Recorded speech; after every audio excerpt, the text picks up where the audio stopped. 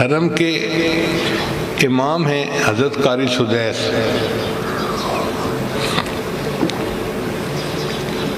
قرا حضرات تو ان کے اوپر عاشق ہوتے ہیں، اور اللہ نے اب ان کو اور عزت دی.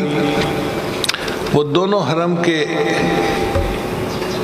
امام بن گئے، یعنی حرم مکہ کے اماموں کے بھی سینئر وہی ہیں اور حرم مدینہ کے اماموں کے بھی سینئر وہی ہیں. اللہ نے شان دی ہے. مکہ جاتے ہیں تو اس مسجد میں نماز کی امامت کرتے ہیں، مدینہ جاتے ہیں تو مسجد نبی میں امامت کرتے ہیں. ایک دفعہ ان سے کسی نے سوال پوچھا کہ حضرت آپ کو یہ مقام اللہ نے کیسے دیا کہ آپ امام الائمہ ہیں؟ تو قاری سدیس صاحب نے یہ واقعہ خود بیان کیا. فرمانے لگے کہ میں بچپن میں بہت شرارتی تھا، اور شرارتیں کر کر کے میں نے اپنے ماں باپ کے ناک میں دم کر دیا تھا.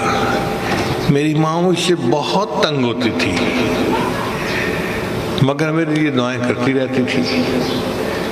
ایک دن گھر کے اندر مہمان آئے تو میری والدہ نے ان کے لیے دال چاول بنائے. اب دال پکا کے امی نے رکھی تو میرے ذہن میں کیا شیطانیت آئی کہ میں نے ریت کی ایک مٹھی بھری اور سالن کے اندر ڈال دی. دیکھنے میں تو کسی کو پتہ نہ چلا. جب مہمان کھانے بیٹھے تو ان کو پتہ چلا کہ جی سالن کے اندر ریت ملی ہوئی ہے، سالن کھانے کے قابل ہی نہیں ہے. تو اس وقت بڑا شور ہوا اور میری امی کو بہت ہی ذلت اٹھانی پڑی. تو امی نے کہا پتہ کرو یہ کیسے ریت اندر چلی گئی. تو جب پتہ کیا تو میری شرارت سامنے آ گئی. تو امی کو بتایا گیا کہ تیرے بیٹے سدیس نے شرارت کی ہے اور اس کے اندر ریت ڈال دی. کہنے لگے اس وقت امی کا چہرہ غصے سے سرخ تھا اور وہ پریشان تھی میری جو ہے نا شرارت کی وجہ سے. اور اس غصے کے عالم میں امی نے مجھے کہا کہ بیٹے تو نے مجھے بہت ذلیل کر دیا، رسوا کر دیا مہمانوں کے سامنے. پتہ نہیں تجھے کب ہدایت ملے گی. میں تو دعا کرتی ہوں اللہ تجھے حرم کا امام بنا دے.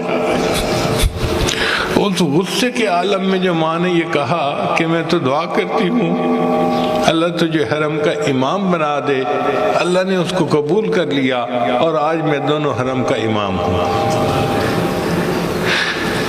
تو اولاد کی تربیت کے بارے میں یہ بہت اہم بات ہے کہ ماں باپ جیسے بھی ہیں کلمہ گو تو ہے نا، وہ دعائیں کریں.